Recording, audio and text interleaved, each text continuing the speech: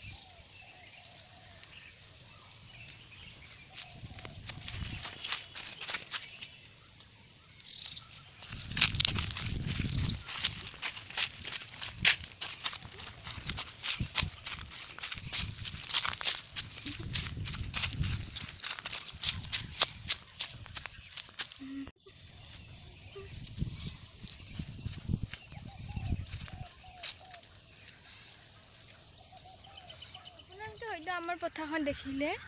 এয়া বিৰাট ৰ'দ দিছে সূৰ্য বাবা এইটো পুৰা মুখতে মানে লাগি গৈছে মই মানে মোবাইলটো দেখা পোৱা নাই যদিও ভ্লগ বনাই আছো আপোনালোকে হয়তো আমাৰ পথাৰখন দেখিলে এতিয়া মই দুটামান কথা ক'বলৈ আহিছো এইকেইদিন মই মানে দুদিনমান হ'ল ভিডিঅ' দিব পৰা নাই গতিকে মানে কি আৰু একো মানে ভিডিঅ' দিব লগা একো মানে কি নতুন ৰেচিপিও অহা নাছিল মনলৈ আৰু মানে কি একো আৰু সেনেকুৱা মানে নাছিলোঁ যিহেতু মই এনে ভিডিঅ' নবনাওঁ আৰু কথাখিনি অলপমান ভুল হৈছে এনে ভিডিঅ' নবনাওঁ সেইবাবে মানে ৰ'ব গাইছ জনি চাওকচোন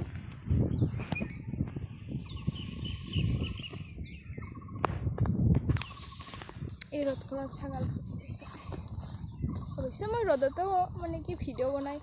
আছোঁ যিহেতু মানে কি ভাল হয় আৰু কেমেৰা কোৱালিটি বিৰাট মানে কি ধুনীয়া হৈছে যেন পাওঁ আৰু মই কি হৈছে কি হোৱা নাই এতিয়ালৈকে মই গম পোৱা নাই গতিকে মানে এনেই আৰু মই এতিয়া যেনেকৈ দেখিছোঁ আৰু সেইটো মানে কেমেৰা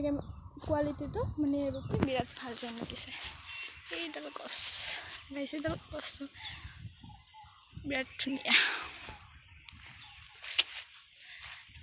আজি মই লং ভিডিঅ' আনাৰ এটাই কাৰণ আছে যে মই এইকেইদিন মানে কি ভিডিঅ' দিয়াও নাই আৰু মানে কি গাইজ এইকেইদিন যে মই যে ভিডিঅ' দিয়া নাই এইকেইদিন মানে দুদিনমান হ'ল আৰু মইতো লং ভ্লগ আজিলৈকে দিয়া নাছিলোঁ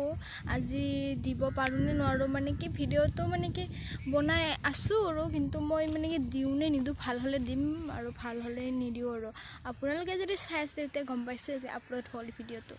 তেনেকৈ আৰু এইকেইদিন মানে দুদিনমান হ'ল মই মিনি ভ্লগ দিয়া নাই মানে আৰু মই মানে কি কুকিং ভিডিঅ' বনোৱা নাই আৰু নতুন মানে কি ৰেচিপি মানে কি মনত অহা নাই যিহেতু এনে আৰু ভিডিঅ' বনাই নাই আৰু সময়ো মিলা নাই দিয়কচোন আৰু বনোৱা হোৱা নাছিল গতিকে আজি ভাবিলোঁ মই এটা ফাৰ্ষ্ট লং ভ্লগ ষ্টাৰ্ট কৰি চাওঁ কেনেকুৱা হয়